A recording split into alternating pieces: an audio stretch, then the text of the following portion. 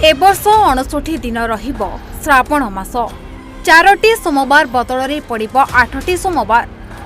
गोटे मास 30 दिन होइथिबा बेले चलित वर्षर श्रावण मास 59 दिन कहीं गोटे मासरे 4टी सोमवार पड़ुवा बेले ए वर्ष 8टी सोमवार केमिति संभव?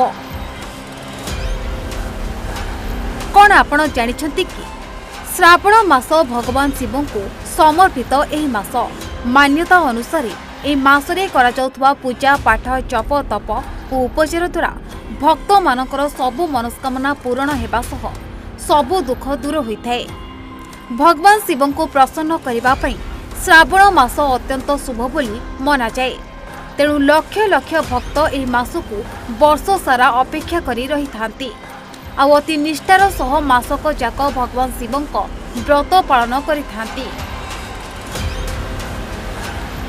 तेबे 2023 रे श्रावण मास केते दिन पालन करा जिवो आपण कोन जानिछंती कि? चलित वर्ष सबु वर्ष अपेक्षा काहेकि नियारा एहा पछरे कोन रहिछि पौराणिक मत। चलित वर्ष हिंदू पंचांग अनुसार अधिमास बा जोड़ा श्रावण हिसाब रे पडुछि। तेणु ए वर्ष श्रावण 30 दिन हेबा बदल रे 59 दिन हेबाकु जाउछि। ए वर्ष जोड़ा श्रावण पडुथबारु 4टी सोमवार परिवर्ते 8टी सोमवार पड़िब, जहाँकि ए वर्षर बहुत बड़ महासंजोग बनिबाकु जाउछि। ए जोड़ा श्रावणर विशेषत्व होउछि एथरर श्रावण एपरि एक विरल जोगरे पडुछि, जहाँ दीर्घ 19 वर्षर व्यवधान परे एपरि संजोग पुनर्बार हेबाकु जाउछि। हिंदू पंचांग अनुसार एथरर श्रावण मास जुलाई 4 तारिख ठारू आरंभ होई अगस्त 31 रे शेष हेबो।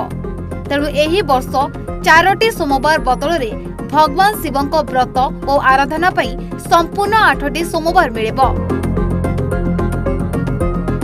तेबे श्रावण मासर प्रथम सोमवार हेउछि 10 जुलाई, द्वितीय सोमवार 17 जुलाई, तृतीय सोमवार हेउछि 24 जुलाई, चतुर्थ सोमवार हेउछि 13 जुलाई, पंचम सोमवार हेउछि 7 अगस्त, षष्ठ सोमवार हेउछि 14 अगस्त, सप्तम सोमवार हेउछि 21 अगस्त एवं अंतिम बा शेष सोमवार हेउछि 28 अगस्त रे पडुछि।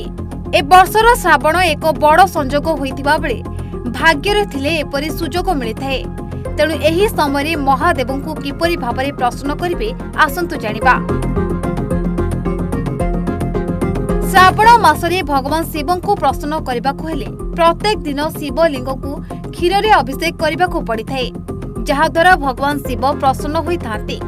आ निजर किछि मनोस्कामना थिले एही मासरे शिवलिंग रे ठंडा जल अर्पण कले महादेव अत्यंत प्रसन्न हेबा सह मनोस्कामना पूर्ण करि थांती।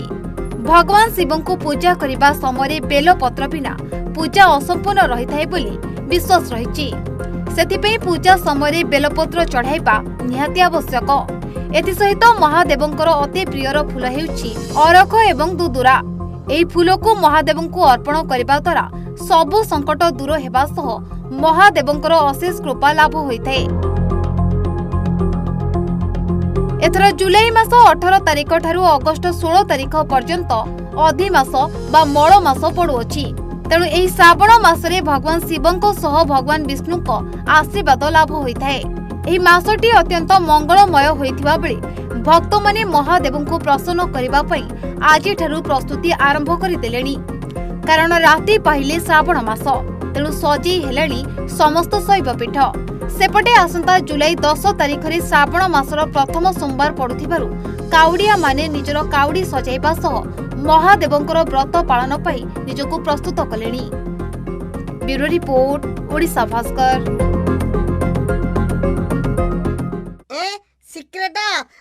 को सिक्रेट कहले नटिया भाई? से सिक्रेट हेले पाठशाला पढ़ामी मस्ती में